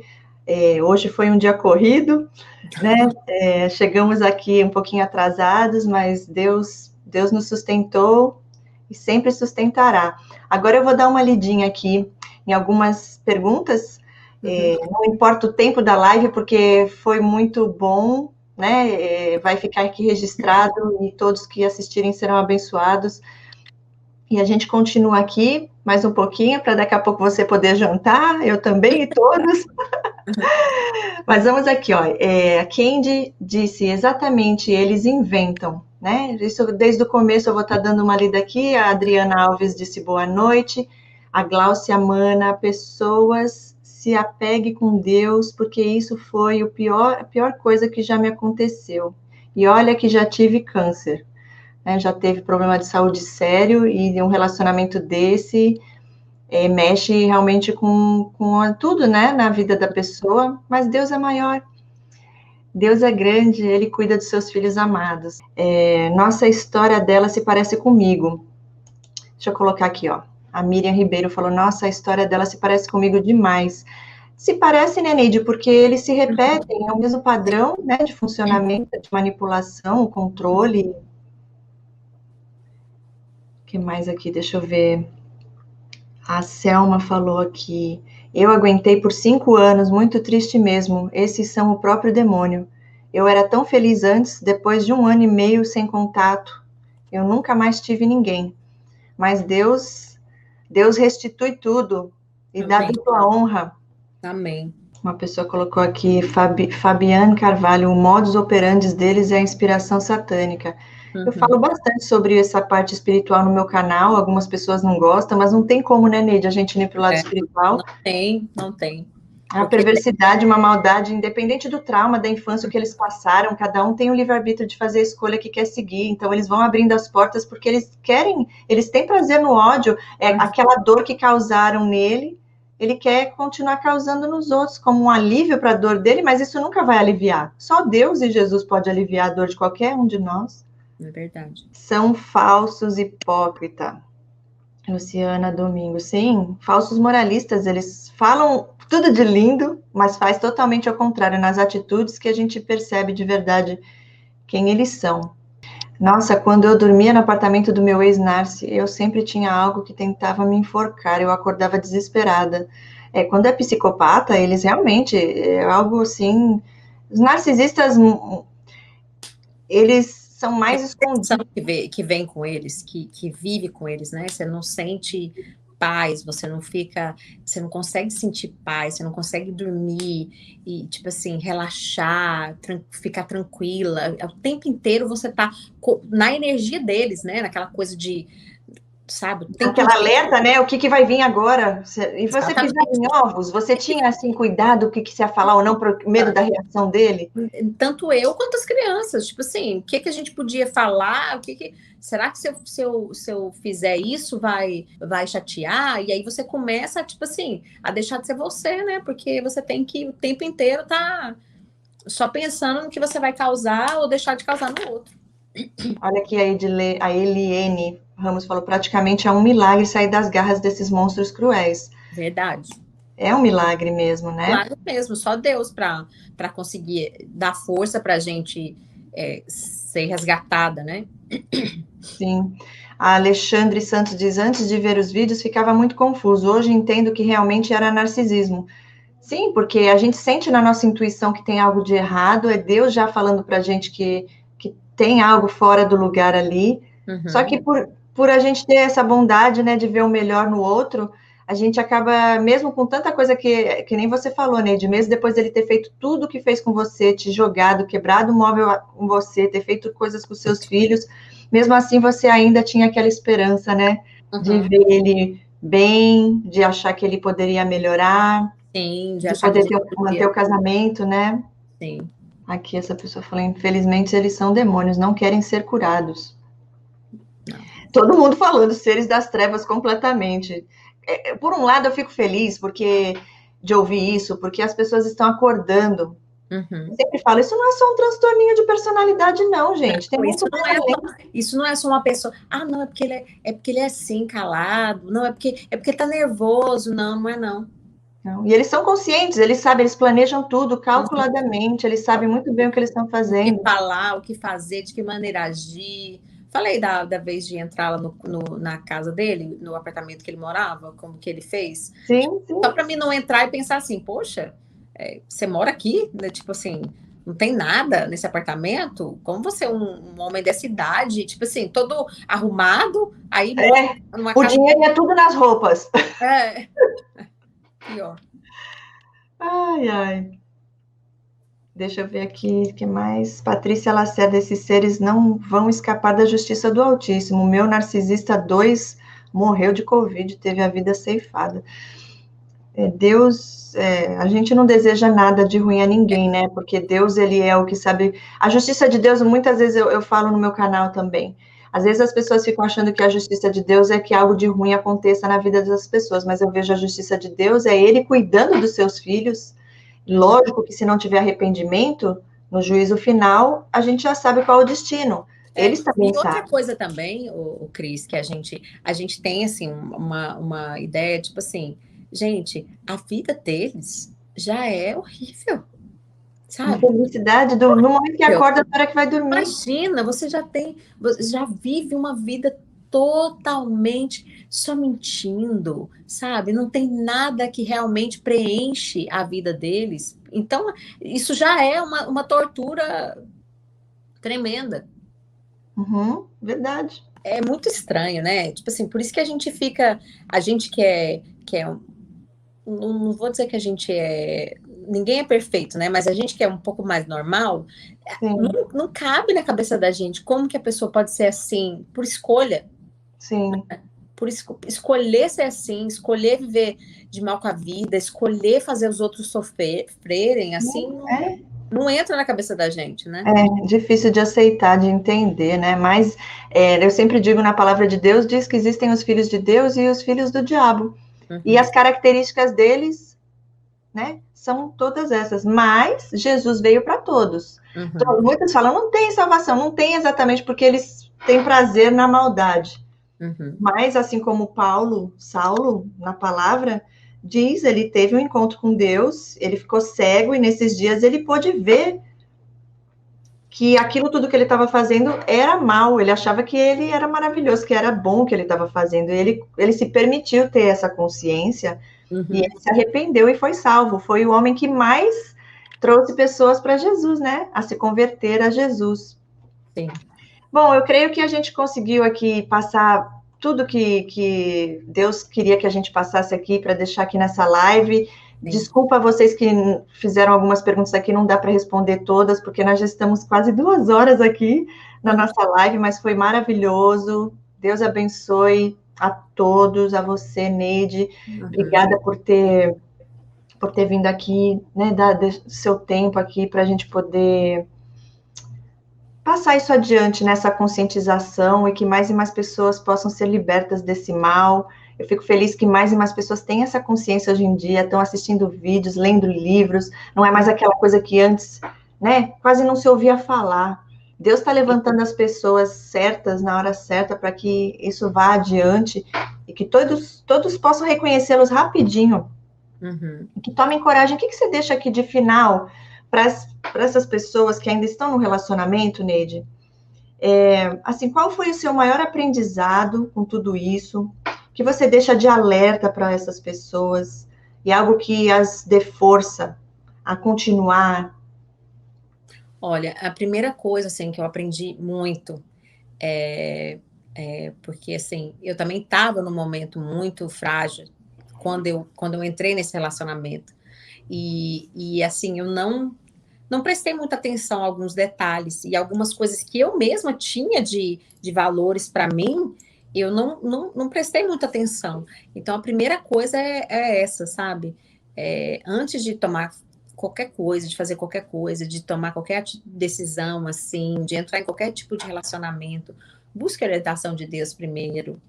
Porque, sabe, assim, busque realmente saber, né, conheça a pessoa, veja como ela se comporta. Nos momentos bons, ótimo, mas nos momentos ruins também, quando acontece alguma coisa com você. Uma coisa também que me chamou a atenção agora, né? Ele bateu o carro, eu estava no carro com ele, quando a gente estava namorando ainda. Em momento algum, ele perguntou como que eu estava depois da batida. Ele queria saber, né? Ele só xingou. E ele que bateu no carro da frente. Ele só xingou. Ele não perguntou pra mim, tipo assim, você tá bem? Eu que fui perguntar pra ele, você tá bem? Você tá bem? Ele só xingou o cara que freou, ele tava no telefone. O cara freou, ele bateu na traseira do cara. Então, tipo assim, mas né, nada dessas coisas, sabe? Depois ele falava qualquer outra coisa e eu já... Então, assim, a gente precisa se conhecer, sabe? A gente precisa conhecer quem que a gente é em Deus. E aí a gente fica um pouquinho mais esperta. Não falo para você também desconfiar de todo mundo, porque, né, a gente tem que confiar nas pessoas, né? Vale a pena confiar nas pessoas. Tem várias pessoas boas, de bom coração, que vale a pena você ter amizade, que vale a pena você se relacionar. Mas a gente precisa se conhecer primeiro e a gente precisa suprir as nossas necessidades primeiro em Deus, antes da gente se envolver em qualquer tipo de relacionamento. E o que eu mais tirei, assim, de tudo isso que eu passei é o meu relacionamento com Deus. Antes eu conhecia ele de ouvir falar. Hoje eu conheço ele de estar aqui do meu lado e perto de mim, mesmo já sendo cristã, mesmo já tendo uma caminhada com Deus aí de um tempo, mas realmente, assim, isso tudo que eu passei me aproximou muito de Deus e me fez realmente depender totalmente dele, porque não tinha mais ninguém, nem que sabia, nem que podia me ajudar, a não ser ele. Que lindo. Lindo mesmo. É o mesmo aprendizado que eu tive com os relacionamentos que eu tive. É lógico que a gente não tem culpa nisso, porque a gente foi enganado, mas assim, o que você falou faz todo sentido, porque o Deus, ele é tão querido, ele é tão amoroso, que ele permite essas coisas, mas é só até aonde tem que ir para trazer a gente de volta a ele. Uhum. E para a gente realmente ver que é só nele que estão todas as coisas, que só ele pode completar os nossos vazios, as Sim. nossas carências, as nossas dores. Infelizmente, nós vivemos num mundo, enquanto Jesus não voltar, onde habita o pecado, a maldade e a ingenuidade de muitas das pessoas, que eu vejo que é uma das características das vítimas. Eu era muito ingênua. Eu acreditava que existia o mal, mas que ele estava longe de mim. As Sim. pessoas que estavam próximas de mim, eu confiava. Eu pensava que eram pessoas boas, mas não. No caso dos manipuladores, os abusadores, os que estão mais próximos, aqueles que mais querem saber da nossa vida, que mais estão ali, quando tem todas essas evidências, essas coisas que você sente já ali na tua intuição, que algo não está batendo, que ao mesmo tempo que te dá, tira, pode desconfiar, porque grandes chances de ser um manipulador, uma manipuladora ali, realmente está perto para tentar mesmo te destruir depois, usando contra você as suas próprias qualidades, seus valores. Mas tudo que você falou foi o que eu aprendi também, Neide, em relação a Deus. Deus é maravilhoso e Ele cuida de nós, Ele tem misericórdia de nós, porque nós também pecamos, né? Mas o nosso coração, a gente se arrepende, a gente pede perdão, a gente tem essa capacidade de superar e dar a volta por cima e sermos ainda melhores do que a gente era antes. Porque a gente tem o nosso refúgio, a gente busca no nosso Criador.